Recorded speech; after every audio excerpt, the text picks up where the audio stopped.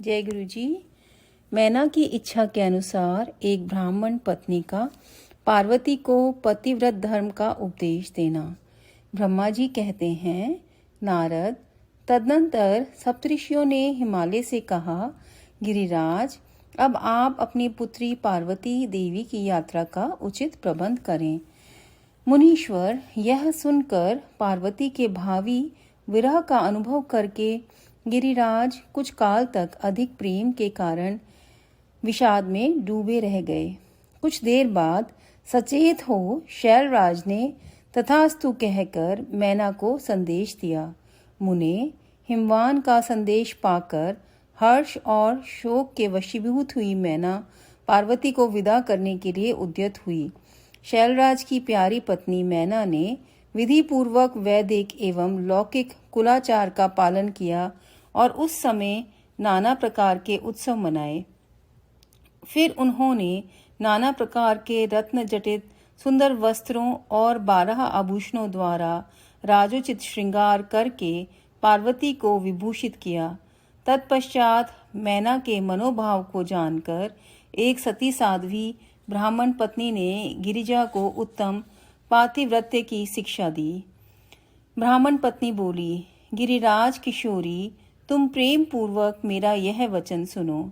यह धर्म को बढ़ाने वाला, यह लोक और परलोक में भी आनंद देने वाला तथा श्रोताओं को भी सुख की प्राप्ति कराने वाला है। संसार में पतिव्रता नारी ही धन्य है, दूसरी नहीं। वही विशेष रूप से पूजनीय है। पतिव्रता सब लोगों को पवित्र करने वाली और समस्त पाप राशि को नष्ट कर देने वाली है। शिवे, जो पति को परमेश्वर मानकर प्रेम से उनकी सेवा करती है, वह इस लोक में संपूर्ण भोगों का उपभोग करके अंत में कल्याणमय गति को पाती है।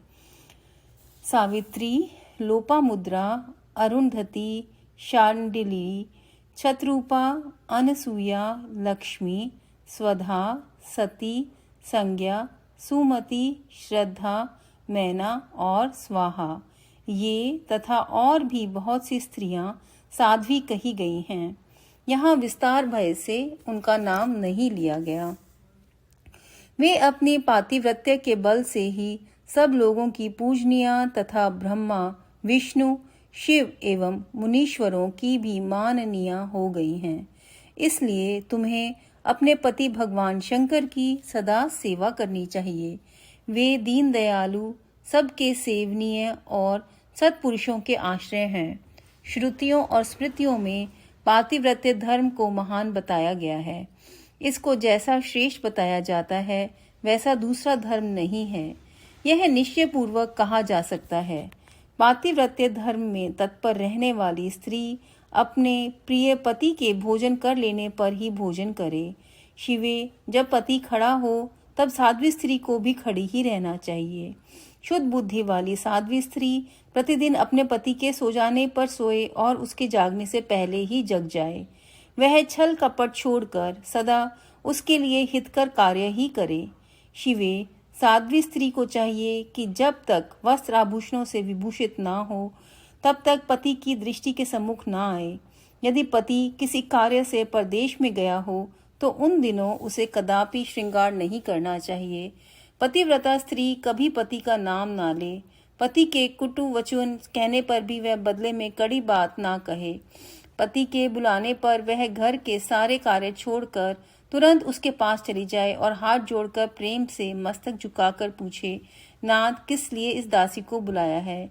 मुझे सेवा के लिए आदेश देकर अपनी कृपा से अनुग्रहित कीजिए। फिर पति जो आदेश दे उसका वह प्रसन्न हृदय से पालन करे।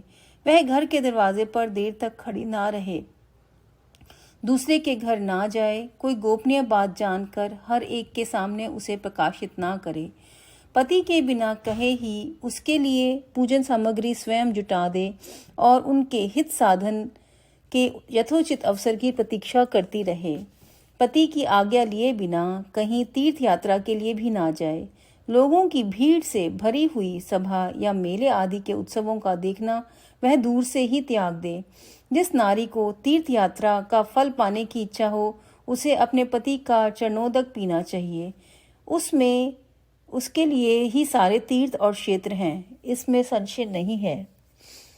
पतिव्रता नारी पति के उच्छिष्ट अन्न आदि को परम प्रिय भोजन मानकर ग्रहण करे और पति जो कुछ दे उसे महाप्रसाद मानकर शिरोधार्य करे। देवता, पितर, अतिथि, सेवक वर्ग, गौ तथा भिक्षु समुदाय के लिए अन्न का भाग दिए बिना कदापि भोजन ना करे।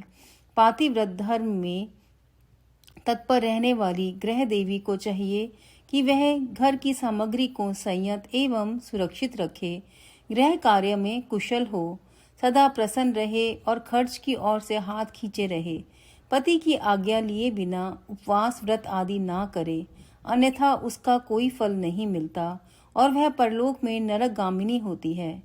पति सुखपूर्वक बैठा हो या इच्छानुसार क्रीड़ा, विनोद या मनोरंजन में लगा हो, उस अवस्था में कोई आंतरिक कार्य आ पड़े तो भी पतिव्रता अपने पति को कदापि ना उठाए।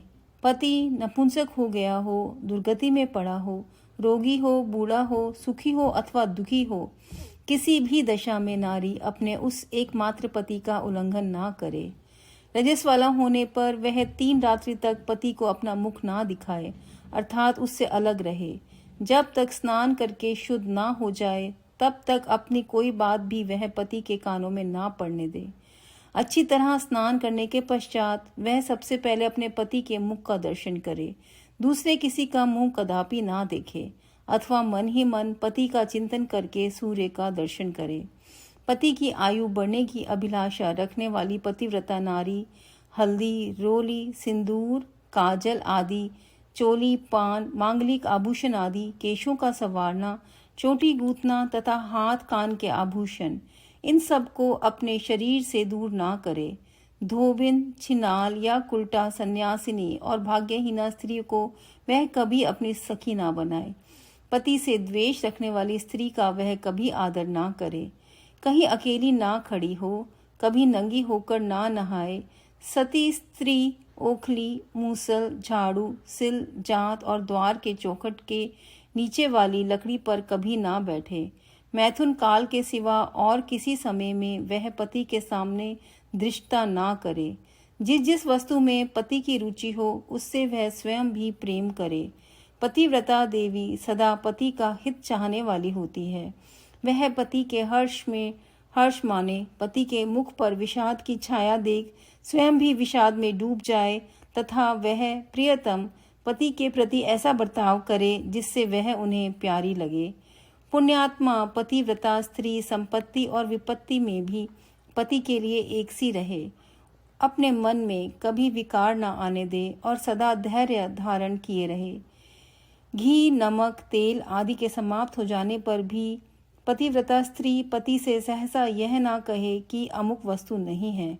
वह पति को कष्ट या चिंता में ना डाले।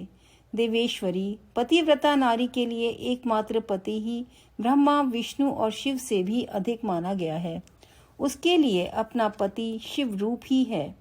जो पति की आज्ञा का उल्लंघन करके व्रत और उपवास आदि के नियम का पालन करती है, वह पति की आयु हर लेती है और मरने पर नरक में जाती है। जो स्त्री पति के कुछ कहने पर क्रोधपूर्वक कठोर उत्तर देती है, वह गांव में कुतिया और निर्जन वन में सियारनी होती है। नारी पति से ऊंचे स्थान पर ना बैठे, दुष्ट पुरुष के निकट ना जाए और पति से कभी कातर वचन ना बोले, किसी की निंदा ना करे, कलह को दूर से ही त्याग दे, गुरुजनों के निकट ना तो उच्च स्वर से बोले और ना हंसे। जो बाहर से पति को आते देख तुरंत अन्न, जल, भोज्य वस्तु, पान और वस्त्र आदि से उनकी सेवा करती है, उनके दोनों चरण दबाती है, उनसे मीठे वचन बोलती है तथा प्रियतम के खेद को दूर करने वाले अन्य अन्य उपायों से प्रसन्नता पूर्वक उन्हें संतुष्ट करती है, उसने मानो तीनों लोकों को तृप्त एवं संतुष्ट कर दिया। भाई, पिता और पुत्र परिमित सुख देते हैं, परंतु पति असीम सुख देता है। अतः नारी को सदा अपने पति का पूजन, आदर, सत्कार करना चाहिए। पति ही देवता है, पति ही गुरु है और पति ही धर्म, तीर्थ एवं व्रत है। इसलिए सबको छोड़कर एकमात्र पति की ही आराधना करनी चाहिए। जो दुर्बुद्धि नारी अपने पति को त्याग कर एकांत में विचरती है या व्याभिचार करती है, वह वृक्ष के खोखले में शयन करने वाली क्रूर उल्लू की होती है। जो पराये पुरुष को कटाक्षपूर्ण दृष्टि से देखती है, वह एंचातानी देखने वाली होती है। जो पति को छोड़कर अकेले मिठाई खाती है, वह गांव में सूरी होती है अथवा बकरी होकर अपनी ही विष्ठा खाती है। जो पति को तू कहकर बोलती है, वह गूंगी होती है। जो सौत से सदा ईर्ष्या रखती है, वह दुर्भाग्यवती होती है। जो पति की आंख बचाकर किसी दूसरे पुरुष पर दृष्टि डालती है, वह कानी, टेढ़े मुंह वाली तथा कुरूपा होती है। जैसे निर्जीव शरीर तत्काल अपवित्र हो जाता है, उसी तरह पतिहीना नारी भली भांति स्नान करने पर भी सदा अपवित्र ही रहती है। लोक में वह माता धन्य है, वह जन्मदाता पिता धन्य है तथा वह पति भी धन्य है, जिसके घर में पतिव्रता देवी वास करती है। पतिव्रता के पुण्य से पिता, माता और पति के कुलों की 3-3 पीढ़ियों के लोग स्वर्गलोक में सुख भोगते हैं। जो दुराचारिणी स्त्रियां अपना शील भंग कर देती हैं, वे अपने माता पिता और पति तीनों के कुलों को नीचे गिराती हैं तथा इस लोक और परलोक में भी दुख भोगती हैं।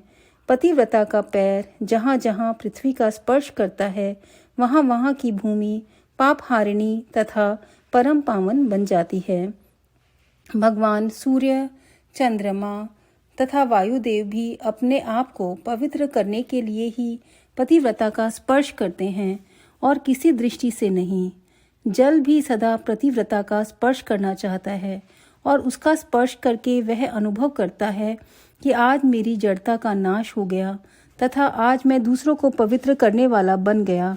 भार्या ही गृहस्थ आश्रम की जड़ है, भार्या ही सुख का मूल है, भार्या से ही धर्म के फल की प्राप्ति होती है तथा भार्या ही संतान की वृद्धि में कारण है। क्या घर घर में अपने रूप और लावण्य पर गर्व करने वाली स्त्रियां नहीं हैं? परंतु पतिव्रता स्त्री तो विश्वनाथ शिव के प्रति भक्ति होने से ही प्राप्त होती है। भार्या से इस लोक और परलोक दोनों पर विजय पाई जा सकती है।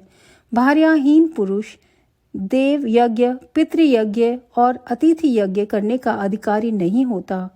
वास्तव में गृहस्थ वही है जिसके घर में पतिव्रता स्त्री है। दूसरी स्त्री तो पुरुष को उसी तरह अपना ग्रास भोग्य बनाती है जैसे जरावस्था एवं राक्षसी। जैसे गंगा स्नान करने से शरीर पवित्र होता है, उसी प्रकार पतिव्रता स्त्री का दर्शन करने पर सब कुछ पावन हो जाता है। पति को ही इष्ट देव मानने वाली सती नारी और गंगा में कोई भेद नहीं है। पतिव्रता और उसके पति देव उमा और महेश्वर के समान हैं। अतः विद्वान मनुष्य उन दोनों का पूजन करे। पति प्रणव है और नारी वेद के ऋचा। पति तप है और स्त्री क्षमा। नारी सत्कर्म है और पति उसका फल। शिवे सती नारी और उसके पति दोनों दंपति धन्य हैं।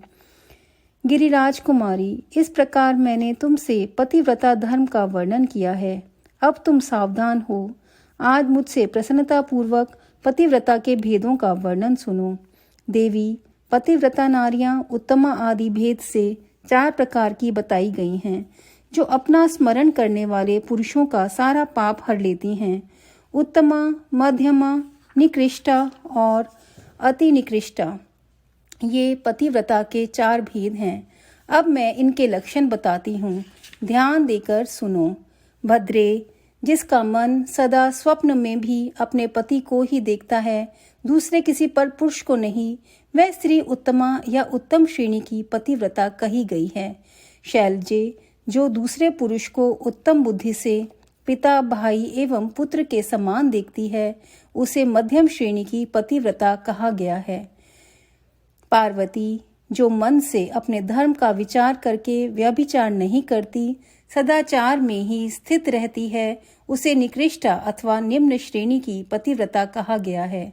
जो पति के भय से तथा कुल में कलंक लगने के डर से व्यभिचार से बचने का प्रयत्न करती है, उसे पूर्व काल के विद्वानों ने अति निकृष्टा अथवा निम्न कोटि की पतिव्रता बताई गई है। शिवे, ये चारों प्रकार की पतिव्रताएं समस्त लोगों का पाप नाशन करने के लिए और उन्हें पवित्र बनाने वाली हैं। समस्त लोगों का पाप नाशन करने वाली हैं और उन्हें पवित्र बनाने वाली हैं। अत्रि की स्त्री अनसुया ने ब्रह्मा, विष्णु और शिव इन तीनों देवताओं की प्रार्थना से पातिव्रत्य के प्रभाव का उपभोग करके वाराह के शाप से मरे हुए एक ब्राह्मण को जीवित कर दिया था। शैल कुमारी शिवे, ऐसा जानकर तुम्हें नित्य प्रसन्नता पूर्वक पति की सेवा करनी चाहिए। पति सेवन सदा समस्त अभीष्ट फलों को देने वाला है। तुम साक्षात जगदम्बा महेश्वरी हो और तुम्हारे पति साक्षात भगवान शिव हैं। तुम्हारा तो चिंतन मात्र करने से स्त्रियां पतिव्रता हो जाएंगी। देवी, यद्यपि तुम्हारे आगे यह सब कहने का कोई प्रयोजन नहीं है, तथापि आज लोकाचार का आश्रय ले मैंने तुम्हें सती धर्म का उपदेश दिया है। ब्रह्मा जी कहते हैं, नारद, ऐसा कहकर वह ब्राह्मण पत्नी शिवा देवी को मस्तक झुकाकर चुप हो गया। इस उपदेश को सुनकर शंकर प्रिया पार्वती देवी को बड़ा हर्ष हुआ। अध्याय 54। जय गुरु जी, जय जय गुरु जी। संगत जी, ये पूरे चैप्टर के अंदर आज शिवरात्रि पे मुझे लगता है कि हम सब को ये मिला है कि एक ब्राह्मण पत्नी ने पार्वती को पतिव्रत धर्म का उपदेश दिया है और उन्होंने उस समय के हिसाब से बताया कि बेसिकली गुरुजी ने भी एक आर्टिकल उनका जो पब्लिश हुआ था उसके अंदर एक यही बात है कि उन्होंने कहा था असली पाठ वो है जो घरवाली की सेवा करे, घरवाली घरवाले की सेवा करे और दोनों मिलकर अपने बच्चों की सेवा करें। तो आप ये चैप्टर सुन के ऐसा ना सोचिए कि ये सब तो पुराने ज़माने की बात है। आज के ज़माने में रहकर भी जो कुछ भी एक दूसरे के लिए हम कर सकते हैं, कई बार हम लोग का स्वभाव नहीं मिलता, हम एक दूसरे के साथ एडजस्ट करना पड़ता है, कॉम्प्रोमाइज़ करने पड़ते हैं लाइफ में। तो हमें ये सब उसको भगवान की कृपा मानकर हमें करना चाहिए अपने हस्बैंड के लिए और हस्बैंड को अपनी वाइफ के लिए, दोनों को मिलकर एक दूसरे के लिए करना चाहिए। सुख में दुख में हमेशा एक दूसरे का साथ देना चाहिए जितना पॉसिबल होए। तो यही है कि यही बात है मेन जो इसके अंदर। बाकी हम डिटेल्स में ना जाकर सिर्फ इतना समझ लें कि हमें एक दूसरे का ध्यान रखना है बस, और कोशिश करनी है कि एक दूसरे का बात माने, बस इतना ही हम कर सकते हैं, कोशिश कर सकते हैं। और आज शिवरात्रि के महापर्व पर आप सबको गुरुजी की खूब ब्लेसिंग्स मिलें। गुरुजी हम सबको सुबुद्धि प्रदान करें, सबके घर में सुख और शांति की वर्षा करें। इसी कामना के साथ, इन्हीं गुड विशेस के साथ happy and blessed Mahashivratri to all of you. जय गुरु जी। ओम नमः शिवाय। शिवजी सदा सहाय। ओम नमः शिवाय। गुरुजी सदा सहाय। जय गुरु जी, जय गुरु जी।